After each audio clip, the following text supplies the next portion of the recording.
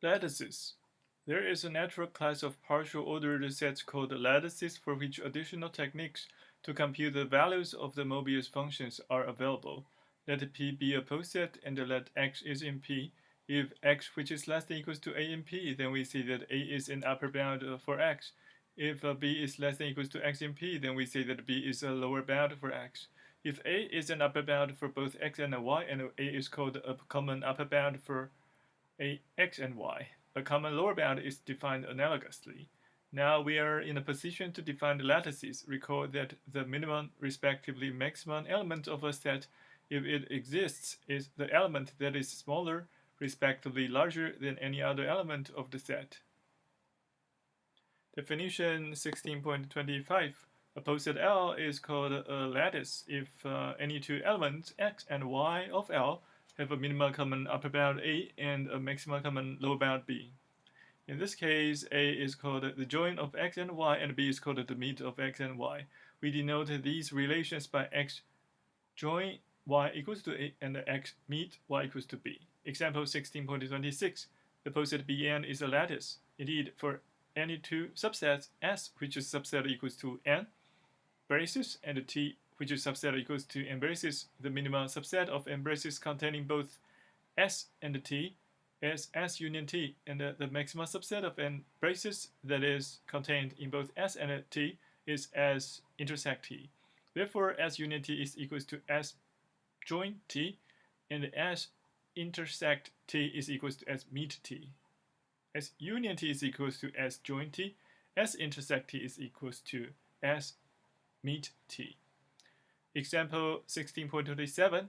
The poset of all subspaces of a vector space V is a lattice. If A and B are two subspaces of B, then A meet B is equals to A intersect B, and A join B is the subspace generated by A and B.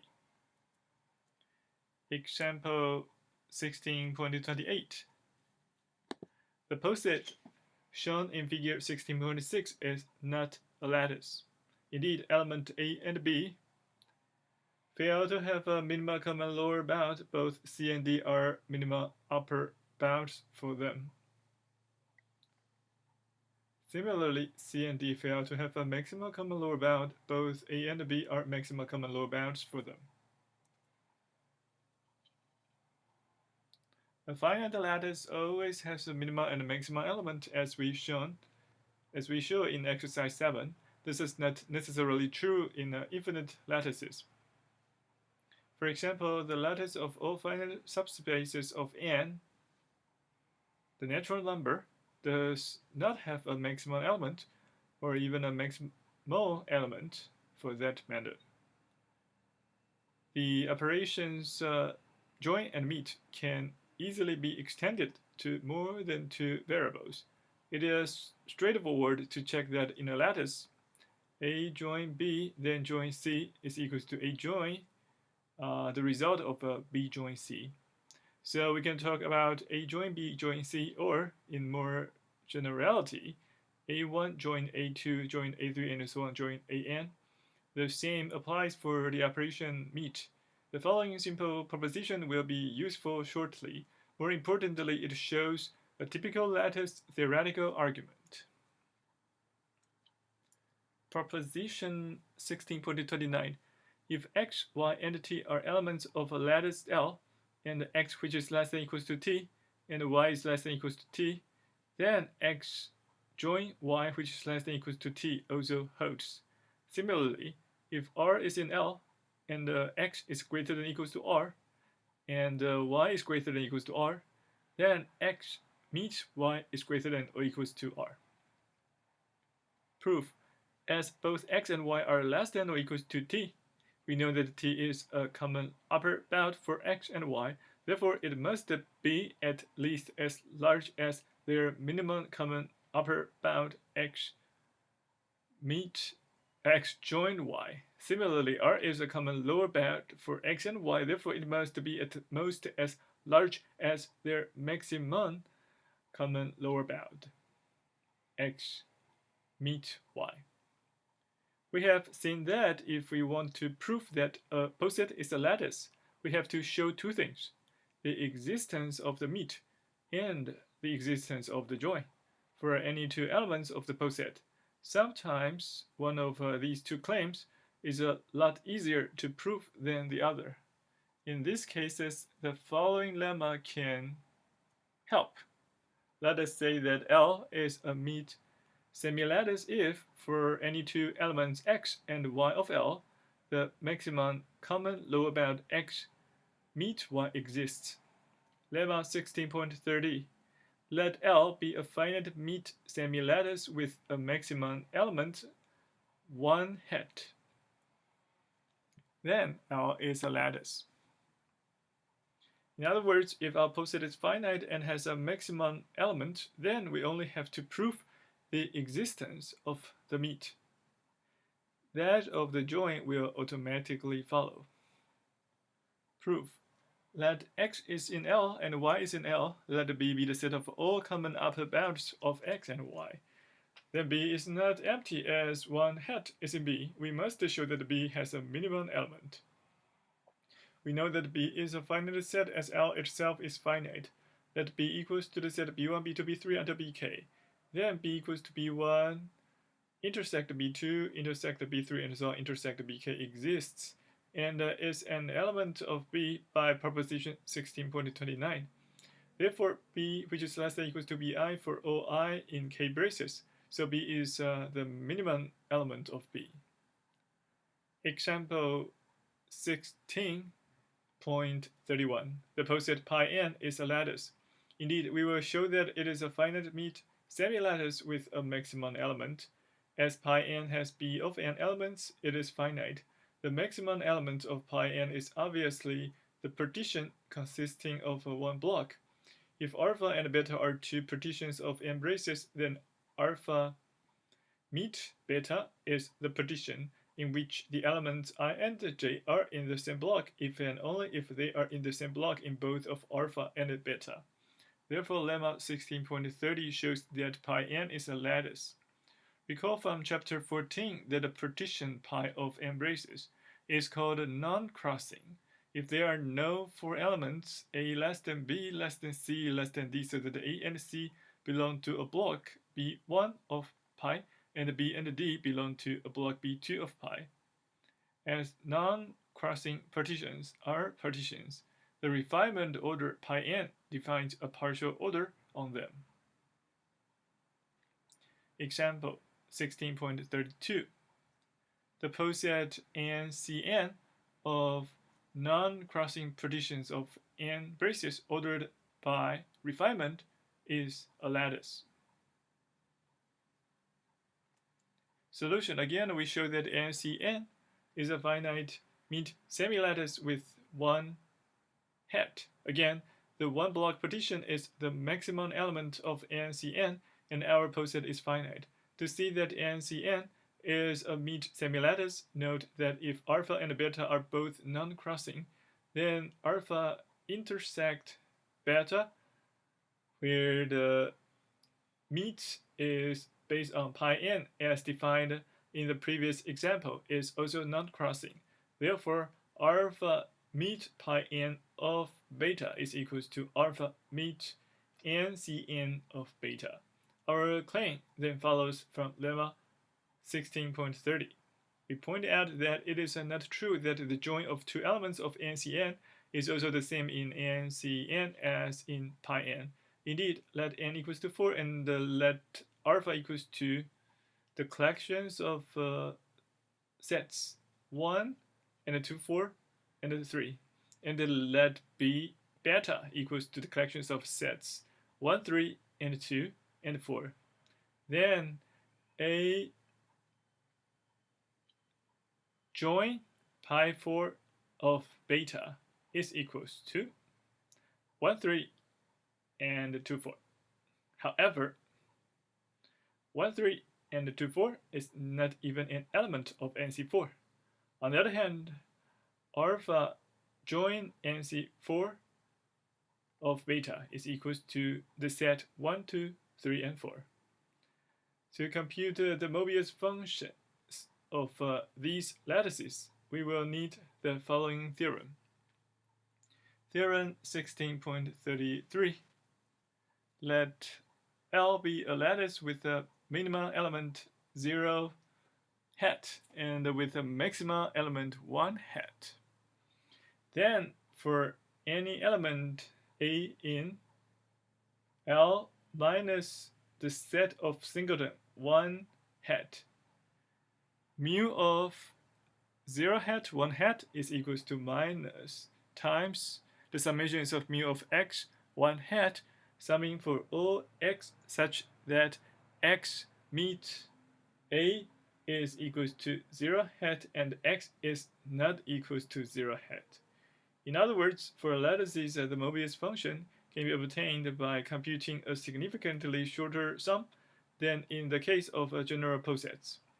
For posets, when computing mu of 0 hat 1 hat, we had to compute a sum of n-1 members, where n is the number of elements of the poset. For lattices, however, theorem 16.33 shows that it is enough to sum over all elements whose meet with A is 0 hat. If we choose A to be a large element, then the number of these elements will probably be small. Proof of theorem 16.33 after rearranging our statement is equivalent to 0 equals to the summations of mu of x1 hat summing with all x such that x meet A is equals to 0 hat. As a 0 hat meet A is equals to 0 hat. For each y which is less than equals to A, we define that n of y is equals to the summations of mu of x1 hat such that x summing for all x such that x meet A is equals to y. What we need to prove is that n of 0 hat is equals to 0. For any element b which is less than equals to a, let us now take the summations of n of y, summing for all y which is in the closed interval between b and a. Note that b is less than equals to a. Let us consider the sum s of b is equals to the summations of n of y summing for all y which is in the closed interval between b and a, which is equals to the doubling summation, where the outer summation is summing for all the y which is in closed interval between b and a, and the inner summation is summing for all x such that x meet a is equals to y, summing for all mu of x1 hat. The crucial observation is that for any x which is greater than or equals to b, there is one and only one y, so that x meet a is equals to y. Therefore, for each x which is greater than or equals to b, the expression mu of x1 hat occurs exactly once in S of b. So, S of b is equals to the summations of mu of x1 hat summing for all x which is greater than or equals to b, which is equals to 0, where the last element, the last statement, is a direct consequence of corollary 16.22. Indeed, S of b is just the sum of mu of x1 hat over an interval containing 1 hat, so it must be equal to 0. Now we will apply corollary 16.22 to the poset between the closed interval of 0 hat and a. Each element b of that poset satisfies, by definition, S of b, which is equals to the summations of n of y summing for all y which is greater than or equals to b. Therefore, by corollary 16.22, n of b is equals to the summations of S of y summing for all, summations of S of y times mu of b of y summing for all y which is greater than or equals to b, which is equals to 0. As we have seen that S of y is equals to 0 for all y which is less than or equals to a. If we apply this formula with b equals to 0 hat, we get the desired equation.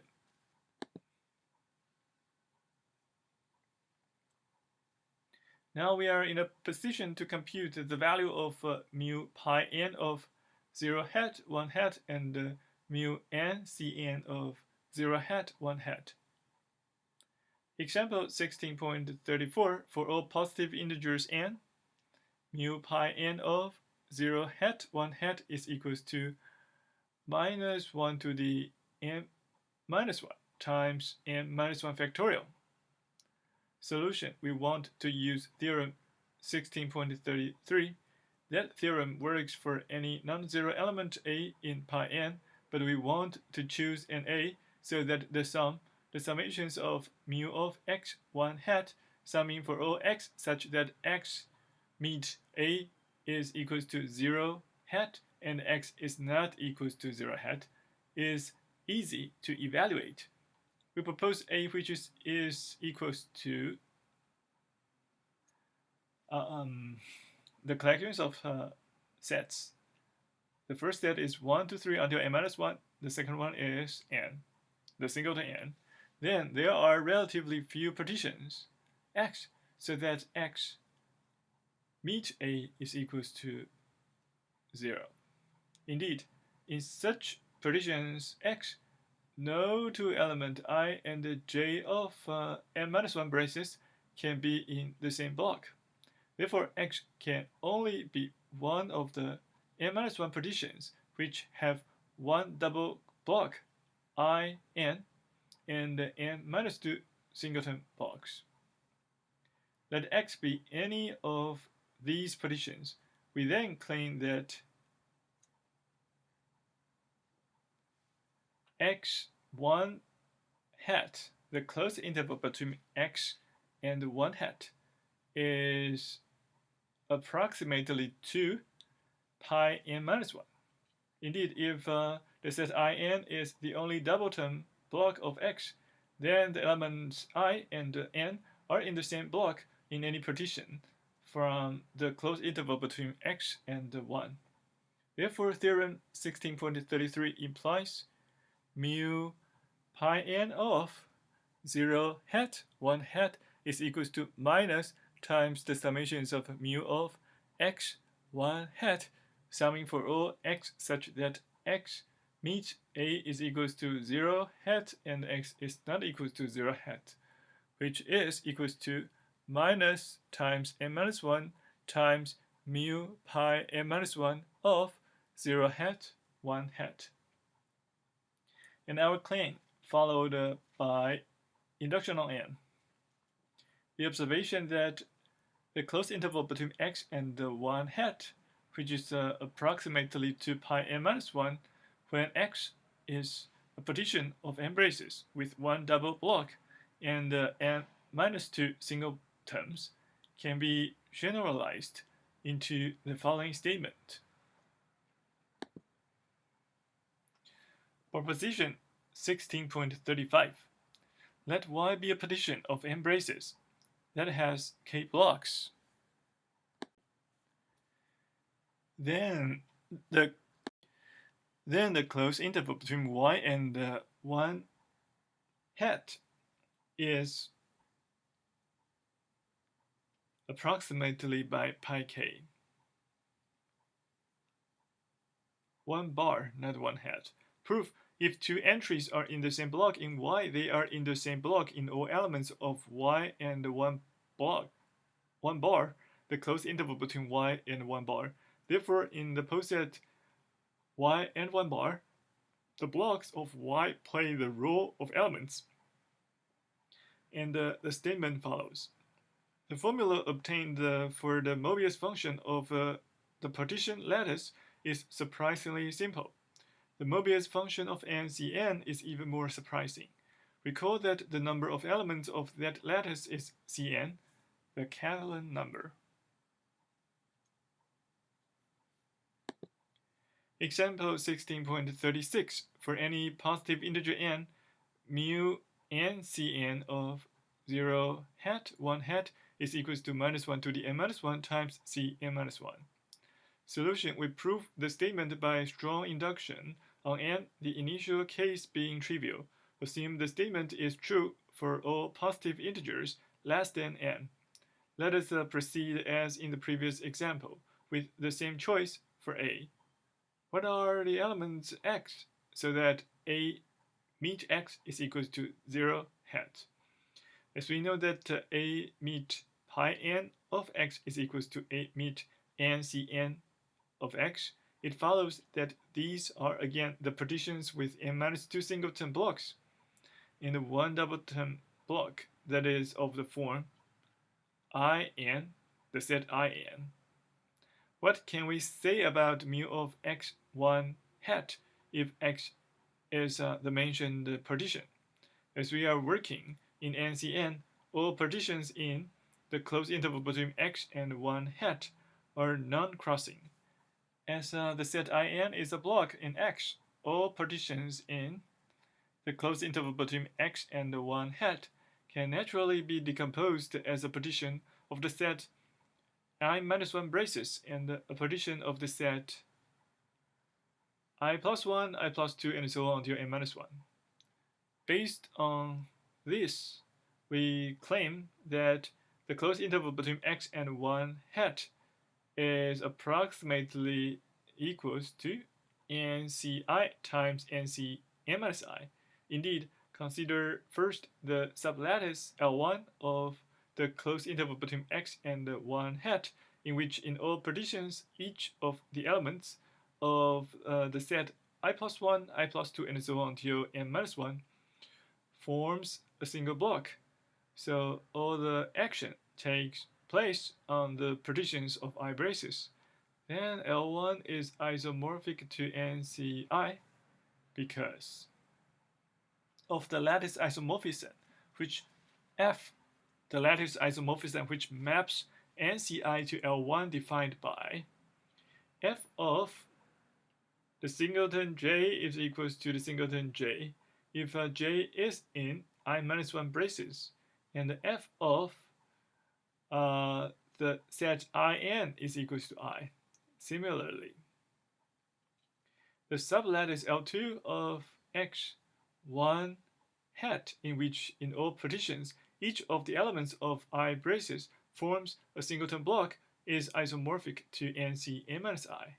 As I ranges from 1 to n-I using our induction hypothesis and the theorem 16.33, we get mu NCn of 0 hat 1 hat is equals to minus of the summations of mu of x1 bar summing for all x such that x meet A is equals to 0 hat and x is not equals to 0 hat, which is equals to minus times the summations of -1 to the n-2 times c I-1 times c n-I-1, summing with index I starting from 1 to n-1, which is equals to -1 to the n-1 times c n-1.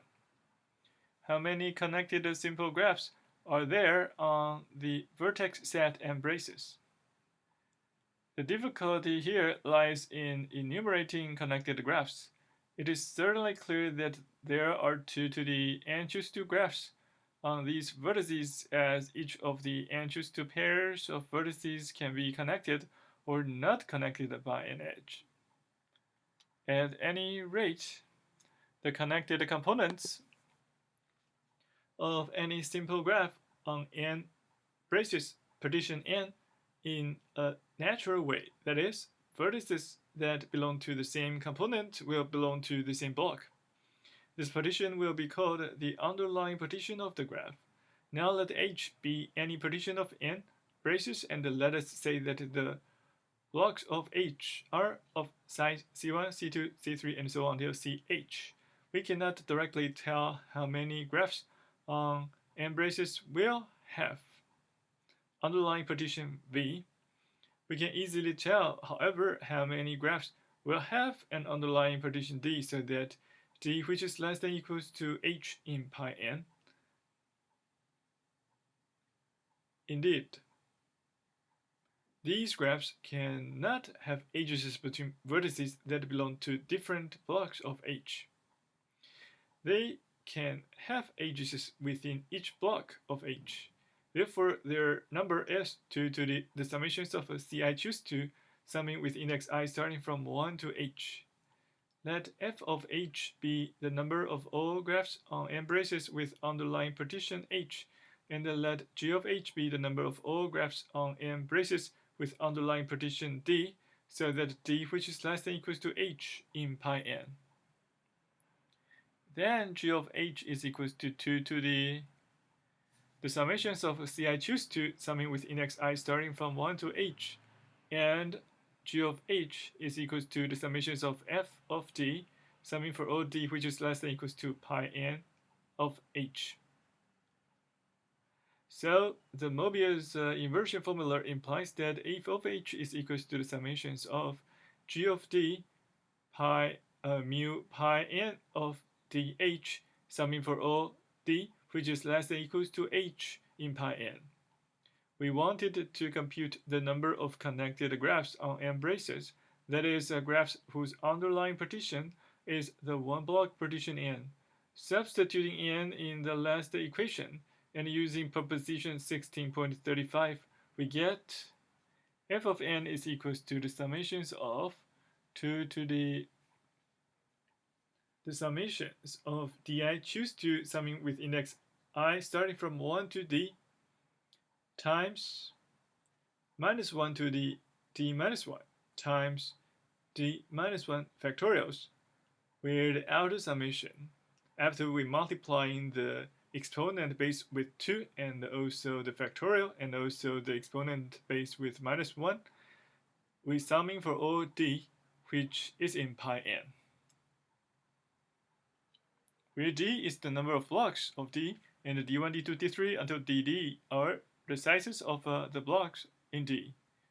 Notes: we recommend for further information on Mobius functions, for a different approach dimension theory on posets, see combinatorics and partially ordered sets.